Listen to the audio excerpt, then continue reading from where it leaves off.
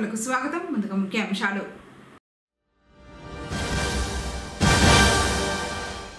పశువుల మేతగా టొమాటో ధర లేక పారబోతాం, రైతులకు కష్టాలు.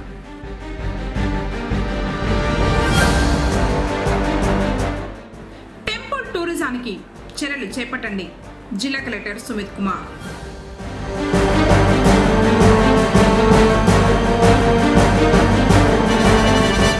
మూగజీవాల పట్ల అప్రమత్తత అవసరం సూచిస్తున్న పశుసంవర్ధక శాఖ ఏడి డాక్టర్ మనోహర్.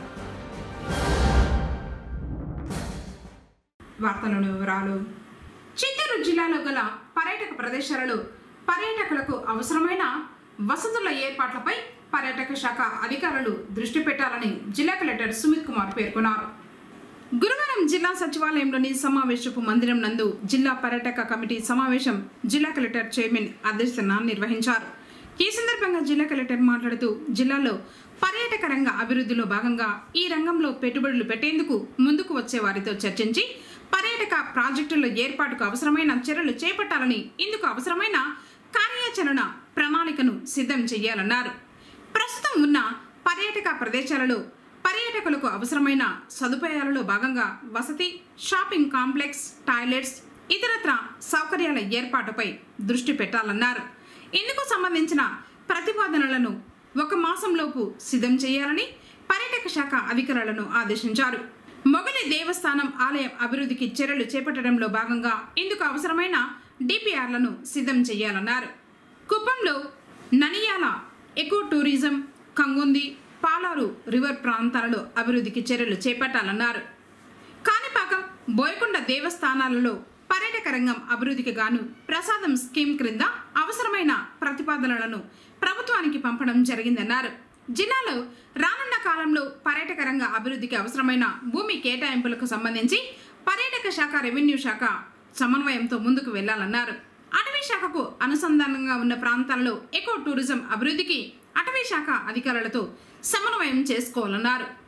ఈ సమావేశంలో డిఎఫ్ఓ భరణి, పర్యాటక శాఖ రీజనల్ డైరెక్టర్ రమణ ప్రసాద్, పిఆర్ఏసి చంద్రశేఖర్ రెడ్డి, జిల్లా పర్యాటక శాఖ అధికారి గౌరవి, జిల్లా దేవాదాయ శాఖ అధికారి చిట్టెమ్మ, చిత్తూరు ఆర్డీఓ శ్రీనివాసులు, సంబంధిత అధికారులు పాల్గొన్నారు. ఎండలు తీవ్రమవుతున్న నేపథ్యంలో మూగజీవాలు అనారోగ్యం బారిన పడకుండా తీసుకోవాల్సిన జాగ్రత్తలపై పశుసంవర్ధక శాఖ ఏడి డాక్టర్ మనోహర్ తెలిపారు. ఈ సందర్భంగా ఆయన కేసీటీవీతో మాట్లాడారు. రోజు రోజుకు ఎండ తీవ్రత ఎక్కువ అవుతోందని, పాడి రైతులు మూగజీవాల పట్ల తగు జాగ్రత్తలు తీసుకోవాలని సూచించారు. వేసవి కాలంలో పశువుల్ని కాపాడుకోవాలి, లేదంటే అధిక ఉష్ణోగ్రత వల్ల వడదెబ్బ తగిలి మృత్యువాత కూడా పడే ప్రమాదం. కొన్ని జాగ్రత్తలు తీసుకుంటే మనం ఈ వడదెబ్బ నుంచి మన పశువుల్ని రక్షించుకోవడానికి వీలుంటుంది. సాధారణంగా ఈ వేసవి కాలంలో పశువుల శరీర ఉష్ణోగ్రత కంటే బయట ఉష్ణోగ్రత అధికమవుతుంది. అటువంటప్పుడు ఈ మెదడులోని హైపోథలామస్ శ్వేత గ్రంథులు నిర్వహణపై పర్యవేక్షణ కోల్పోతాయి. చెమట ద్వారా శరీరంలో ఉన్నటువంటి ఎలక్ట్రోలైట్స్ కోల్పోయి శరీర ప్రక్రియ కూడా చాలా మందగిస్తుంది. తద్వారా శరీర ఉష్ణోగ్రత పెరిగి శ్వాస, గుండె, నాడీ వేగం పెరుగుతుంది. మూత్రపిండాలు కూడా సరిగ్గా పనిచేయవు. దీంతో పశువులు అపస్మారక స్థితిలోకి వెళ్ళిపోయి శ్వాస ఆడక మరణించే ప్రమాదం ఉంది.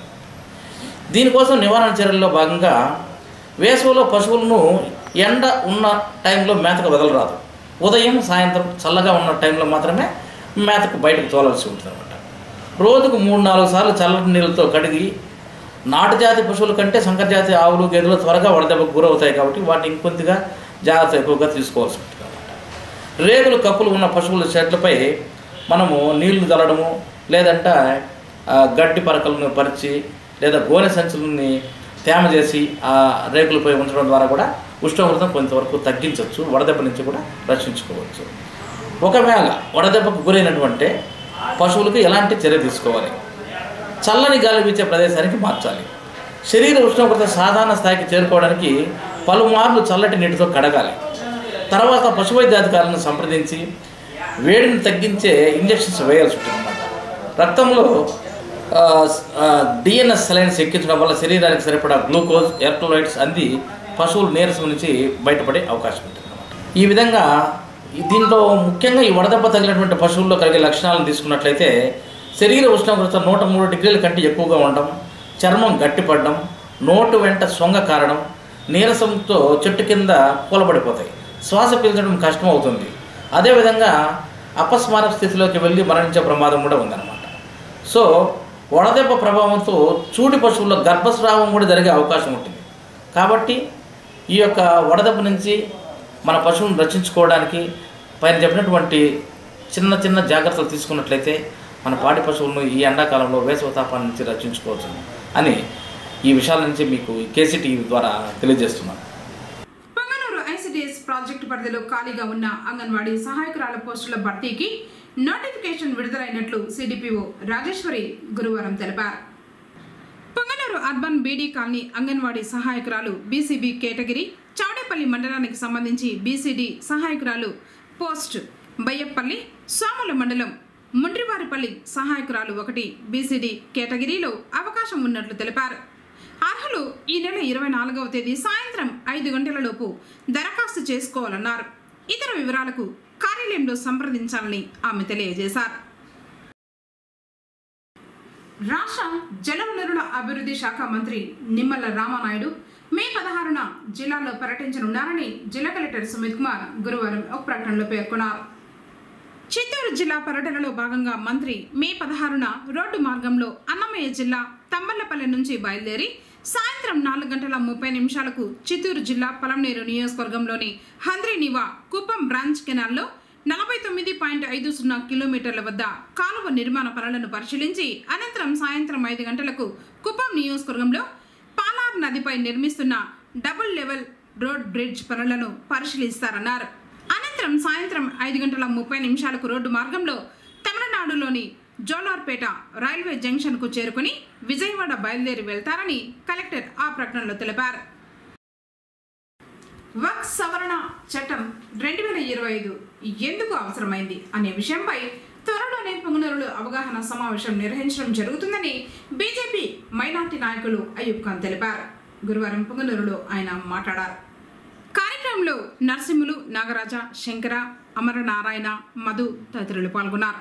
నరేంద్ర మోడీ గారి ప్రభుత్వము వక్ఫ్ బోర్డ్ సవరణ చట్టం తీసుకొని వచ్చిన తర్వాత దేశంలో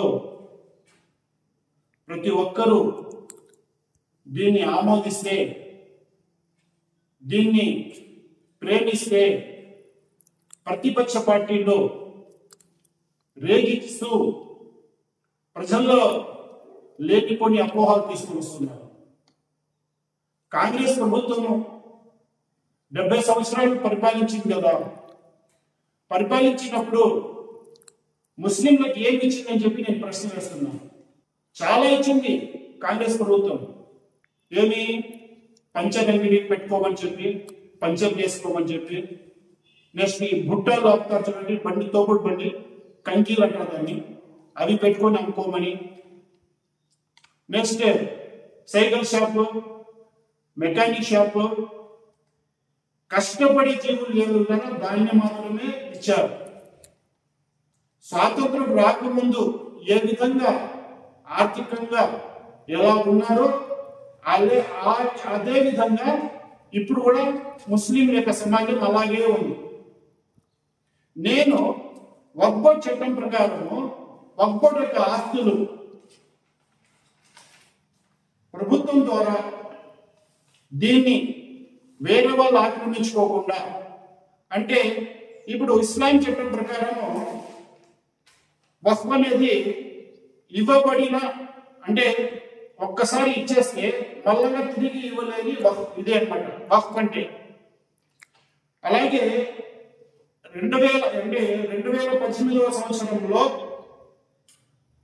కేంద్రీయ వక్ఫ్ పరిషత్ నివేదిక ప్రకారము భారత్లో 10 లక్షల కోట్లకు పైగా అంచనా, అంటే 10 లక్షల కోట్లు విలువ చేసే ఆస్తులు భారతదేశంలో వక్ఫ్ కింద ఉన్నాయి. ఆ వక్ఫ్ కింద ఉండే ఆస్తులలో దాంట్లో వచ్చే ఇంట్రెస్ట్ ఒకవేళ పేదవాళ్ళకి ఇస్తే ఎంతమంది బాగుపడుతుంటారు? వక్ఫ్ ప్రకారము ప్రతి ఒక్కరికి ఇవ్వాలి. పేదవాళ్ళకి ఎవరికైనా ఇచ్చారా పెన్షన్? పోనీ చదివే పిల్లలకి స్కాలర్షిప్ వక్ఫ్ ప్రకారం ఇచ్చారా? సవరణ చట్టం ప్రకారం అయిపోయిన తర్వాత ఇప్పుడు పేద ప్రజలకు అది వర్తిస్తుంది. వచ్చే ఆదాయంలో పేద ప్రజలకు సహాయం చేస్తుంది ఈ యొక్క వక్ఫ్ చట్టం. పేదవాళ్ళు ఉండకూడదు అని చెప్పే ఉద్దేశంతోనే నరేంద్ర మోడీ గారు ముస్లింలకు చైతన్యం తీసుకొని రావాలని చెప్పే ఉద్దేశంతోనే ఈ వక్ఫ్ సవరణ చట్టం బిల్లును తీసుకొచ్చింది. ముస్లింలు మహిళలు చాలా మంది ఉన్నారు, విధవరాలు అంటే విడోస్ చాలా మంది ఉన్నారు. వాళ్ళకి ఏమైనా వక్ఫ్ ప్రకారం ఇచ్చారా? ఇంతవరకు ఈ బిల్ పాస్ అయిపోతే దాన్ని కూడా పెన్షన్ రూపంలో ఇచ్చేదానికి కూడా సిద్ధంగా ఉన్నారు. ఎంతమంది చదువు రాని వాళ్ళు, చదువుకోకుండా ఉండేవాళ్ళు, డబ్బులు లేకుండా చదివేదానికి స్తోమత లేకుండా ఉండేవాళ్ళు చాలా మంది ఉన్నారు. అలాంటి వాళ్ళకు కూడా ఈ వక్ఫ్ సవరణ చట్టం ప్రకారము వచ్చే డబ్బులతో అది వర్తిస్తుంది, ఇస్తారు. దీన్ని మీరు అవగాహన చేసుకోవాలనే ఉద్దేశంతోనే ఈ యొక్క ప్రెస్ మీట్ చెప్పండి. పుంగనూరు పట్టణంలో ఒక్కరోజు అవగాహన సదస్సు జరుగుతుంది. సెలవులు కావడంతో పిల్లలు ఈతకు వెళ్తూ ఉంటారని, అప్రమత్తంగా ఉండాలని పుంగనూరు అగ్నిమాపక శాఖ అధికారి సుబ్బరాజు సూచించారు. ఈ సందర్భంగా ఆయన కేసీటీవీతో మాట్లాడుతూ ఈతకు వెళ్లే పిల్లల వెంట కుటుంబ సభ్యులు ఉండాలన్నారు. కుంటలు, బావి, చెరువుల దగ్గరకు ఈత రాని వారు దూరంగా ఉండాలని సూచించారు.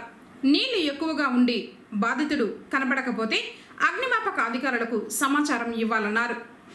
ఈ సమ్మర్ అంటే ఈ ఎండాకాలానికి ఇప్పుడు స్కూల్స్ పిల్లలకు కూడా ఈ హాలిడేస్లో ఈ స్కూల్ పిల్లలు కావచ్చు, మిగతా పిల్లలు కావచ్చు, వీళ్ళందరూ కూడా ఈ ఎండకి చెరువులు కానీ లేదంటే బావులు కావచ్చు వీటిలో ఈతాడేదానికి వీళ్ళకు సరదాగా ఉంటుంది. కాబట్టి వీళ్ళు తల్లిదండ్రుల సమక్షం లేకుండా వీళ్ళు ఇష్టంగా వెళ్ళడం, పిల్లలతో సహా కలిసి వెళ్ళడం, ఈత వచ్చే వాళ్ళు కావచ్చు, ఈత రాని వాళ్ళు కావచ్చు, వీళ్ళందరూ కూడా ఏం చేస్తారంటే బావులకు ఈ చెరువుల దగ్గరికి వెళ్ళి వాళ్ళు ఇష్టంగా ఆడడం జరుగుతూ ఉంటాయి. అందులో ఈత రాని వాళ్ళు ఏం చేస్తున్నారంటే ఈత వచ్చేవాడేమో చూస్తూ ఉంటాడు, ఈత రాని వాడు ఏం చేస్తాడు ఎట్లా పోతామో మునుగుతాడమా ఏమనేది తెలియకుండా కొన్ని ప్రాణాలు లాస్ట్ ఇయర్ అయితే కూడా ఈ విధంగా జరిగి ఎంతోమంది ప్రాణాలు పోగొట్టుకున్నారు. కాబట్టి దీన్ని దృష్టిలో పెట్టుకొని ఈ పిల్లలు ఎక్కడైనా బావుల దగ్గర కానీ, గుంటల దగ్గర కానీ, చెరువుల దగ్గర కానీ ఈతకు వెళ్ళేటప్పుడు పెద్దవాళ్ళు అంటే తల్లిదండ్రులు కావచ్చు, వీళ్ళందరూ ఎవరైనా కానీ వాళ్ళ సమక్షంలో తీసుకొని పోయి ఈత ఆడిస్తే మంచిదని మా డిపార్ట్మెంట్ తరఫున మేము ఈ ప్రజలకు కానీ తల్లిదండ్రులకు కానీ వీళ్ళకందరికీ కూడా విన్నవించుకుంటున్నాము. కాబట్టి ఈ సమ్మర్లో ఎలాంటి ప్రాణ నష్టం జరగకుండా తల్లిదండ్రులు మంచి వాతావరణంలో పిల్లలకు దగ్గరుండి ఈత నేర్పించేది కానీ, ఈత ఆడేదానికి వెళ్ళినప్పుడు కానీ మీరు మీ సంరక్షణలో చర్యలు తీసుకుంటే మంచిదని మా డిపార్ట్మెంట్ తరఫున మరొకసారి ప్రజలకు విన్నవించుకుంటున్నాం.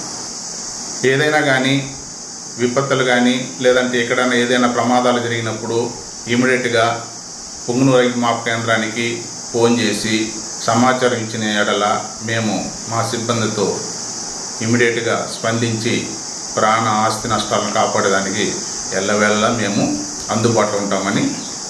ప్రమాద స్థలానికి వచ్చేలోపు మీరు తల్లిదండ్రులు కావచ్చు, పక్కన ఎవరైనా కానీ దానికి ఫస్ట్ ఎయిడ్ ప్రథమ చికిత్సలు చేసేదానికి మీ ప్రయత్నం మీరు చేస్తూ ఉండి మాకు సమాచారం ఇచ్చినట్ల మేము ఇమీడియట్గా మీకు స్పాట్కి వచ్చి మా డిపార్ట్మెంట్ తరఫున మీకు అన్ని సహాయాలు చేస్తామని కోరుకుంటాను. మీరు ఏదైనా ప్రమాదాలు జరిగినప్పుడు ఇమీడియట్గా పుంగనూరు అగ్నిమాపక కేంద్రానికి మీరు సమాచారం ఇచ్చే ఫోన్ నెంబర్లు మరొకసారి మీకు విన్నవించుకుంటున్నాము. 08581253101 దీనికి కానీ లేక సెల్ ఫోన్ 8500445101కి మీరు ఖచ్చితంగా సమాచారం ఇస్తే ఇమ్మీడియట్గా రెస్పాండ్ అయ్యి మేము ఆ ప్రమాద స్థలాలకు వెళ్ళి మా సిబ్బందితో ప్రజల ఆస్తి ప్రాణాలను కాపాడడానికి ఎల్లవేళ మేము సిద్ధంగా ఉంటున్నాం. దిగుబడులు పెరుగుతున్న నేపథ్యంలో టొమాటోకు ధరలు లేకపోవడంతో అమ్ముకోలేక ఇటు పొలంలోనే వదిలేయలేక పారబోస్తున్నారు. రైతు సుబ్రహ్మణ్యం మాట్లాడుతూ 2 ఎకరాల్లో టొమాటో నాటానని ఎకరాకు 1.5 లక్షల చొప్పున మొత్తం 3 లక్షలు ఖర్చు పెట్టాను. ఇప్పటి వరకు సగం పంట మార్కెట్కు తరలించాను. బాక్సు ధర 65 రూపాయల చొప్పున వచ్చింది. 65,000 మాత్రమే. ఇక మిగిలిన పంటకు కూడా ఇదే ధర కొనసాగేలా ఉంది. భారీగా నష్టపోయామని రైతు వాపోతున్నాడు.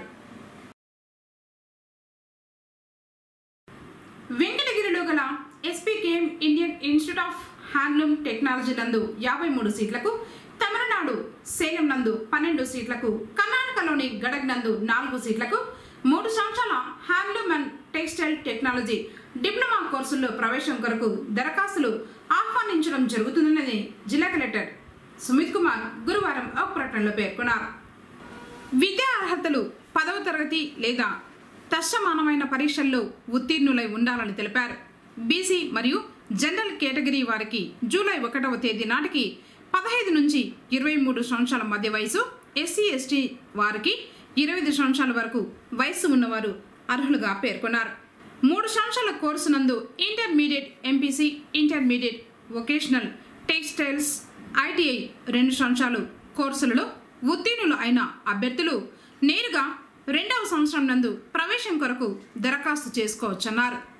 పొంగనూరు పట్టణం చౌడపల్లి రోడ్డులోని సబ్స్టేషన్ ఆవరణంలో 2.6 కోట్లతో చేపట్టిన విద్యుత్ శాఖ భవనంలో కార్యకలాపాలు ప్రారంభమయ్యాయి. పాత భవనం స్థలంలో నిర్మాణ పనులు చేపట్టడంతో ఇప్పటి వరకు అద్దె భవనంలో డిఈ, ఏడీఈ, ఏఈ, ఈఆర్ఓ కార్యాలయాలు నడిచేవి. ఇకపై ఆ శాఖల విధులన్నీ నూతన భవనంలోనే కొనసాగుతాయని ఈ శ్రీనివాసమూర్తి తెలిపారు. పొంగనూరు టౌన్లో 3 ఏఈ ఆఫీసులు, 1 AD office, ERO office, DE office different ప్లేసుల్లో ఉండేటివి. కొత్తగా కన్స్ట్రక్షన్ 33/11 kV సబ్స్టేషన్ పొంగనూరులో చౌడాపల్లి రోడ్లో కొత్తగా కన్స్ట్రక్షన్ అయింది.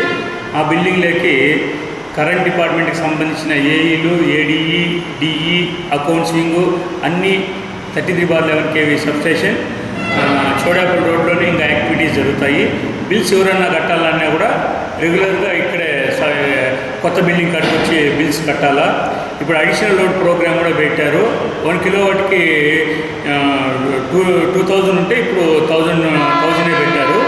కాబట్టి దాన్ని ఉపయోగించుకున్నారంటే అమౌంట్ సేవ్ అవుతుంది, లోడ్స్ కూడా ఇదిగా ఉంటాయి. సమ్మర్ కాబట్టి లోడ్స్ కూడా చూసి వాడుకోండి. టౌన్లో కానీ రూరల్స్లో కానీ ఎక్కడన్నా లైన్లు లూజ్ లైన్లు ఉండి కిందగా లైన్లు ఉంటే మీరు ఇమీడియట్గా కన్సర్న్ ఏఈకి, ఏడీకి ఇన్ఫార్మ్ చేసినారంటే ఇమీడియట్గా రెక్టిఫై చేస్తాము. టౌన్లలో కూడా ట్రాన్స్ఫారాల చుట్టూ కూడా చాలా అన్ని తావల ఫెన్సింగ్ వేసాము. కొద్దిగా ట్రాన్స్ఫారాల దగ్గర జాగ్రత్తగా ఉండండి. వార్తలు ముగించే ముందు ముఖ్యాంశాలు మరోసారి.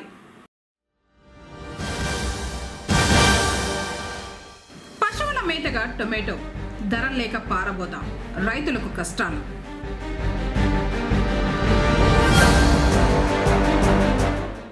టెంపుల్ టూరిజానికి చర్యలు చేపట్టండి, జిల్లా కలెక్టర్ సుమిత్ కుమార్.